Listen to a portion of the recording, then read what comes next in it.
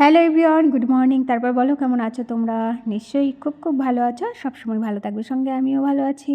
সকালবেলাটা একদম মাছ ভাজাভুজি নিয়ে শুরু করে দিয়েছি। আর চাটা খাওয়া হয়ে গেছিলো, কিন্তু সেটা তোমাদের সঙ্গে শেয়ার করা হয়নি। মাঝে মধ্যে ছেলে ফোনটা নিচ্ছে তার স্কুলের সমস্ত কিছু দেখার জন্য, আর এই জন্য আমি পুরোপুরি ভিডিওগুলোও করতে পারছি না। তো যাই হোক, চলো যেটুকু করছি আশা করি তোমাদের ভালো লাগবে। আর যদি ভালো লেগে থাকে তাহলে please please like, share, comment এবং সাবস্ক্রাইব করে আমার পাশে থেকো। যে বন্ধুরা পাশে রয়েছে তাদেরকে অনেক অনেক ধন্যবাদ। মাছগুলি ভাজাভাজি করার পরে আমি কিন্তু উচ্ছে ভাজবো, তারপরে কলমি শাক ভাজবো। আজকে একটু ভাজার পরিমাণটা বেশিই হচ্ছে। তো যাই হোক, উচ্ছে তো বরাবরই ভাজাটা খুব ভালো লাগে, এমনিতেও সব রকমই খাই আমরা, তবুও ভাজাটা বেশি ভালো লাগে। আর কলমি শাকটাও ভালো লাগে খেতে, তো সেটাও একটু এই নিয়েছি প্রথম গরমে।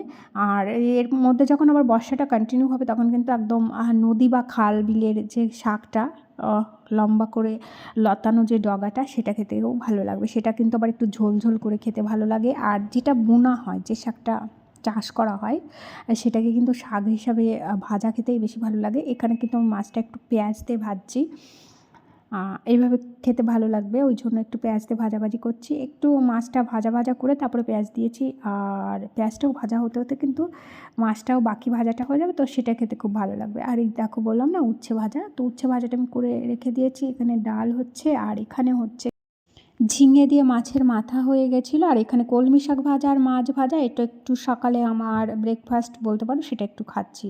দুপুরবেলা একবারে স্নান করে পুজো করে তারপরে ভাতটা খাবো, তো এটা একটু খেয়ে নিচ্ছি।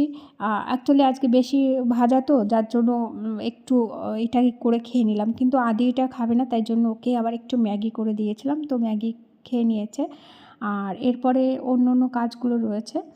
আর এখানে এই যে কলাগুলো আর খেয়ে ওঠা হয়নি, যার জন্য এটাকে আমি নিয়ে যাচ্ছি ওপরে ছাদে বালতিতে। এটাকে সার জলের মধ্যে ভিজিয়ে দেবো গাছের গোড়ায় দেওয়ার জন্য।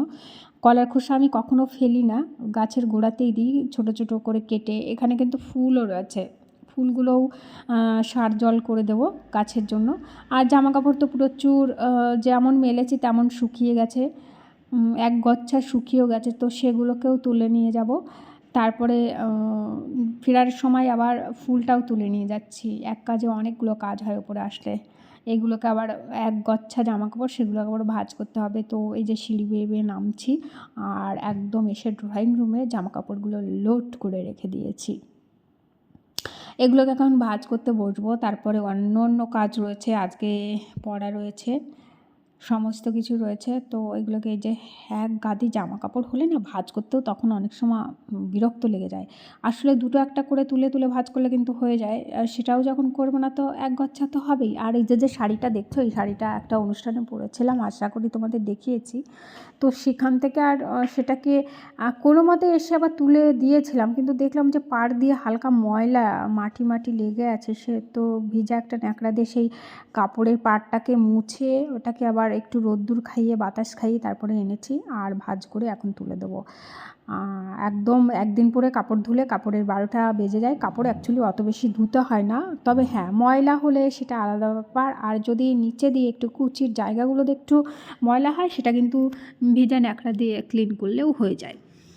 এখানে একটা আমার চুড়িদার, এটাকে কোনো মতে একটু ভাঁজ করে রেখে দিচ্ছি, কেন কি এটাকে না আয়রন করতে হবে। এখন আর আয়রন করব না, তাই কোনো মতে ভাঁজ করে রেখে তারপরে রেখে দেবো, পরে সময় করে আয়রন করে নেব।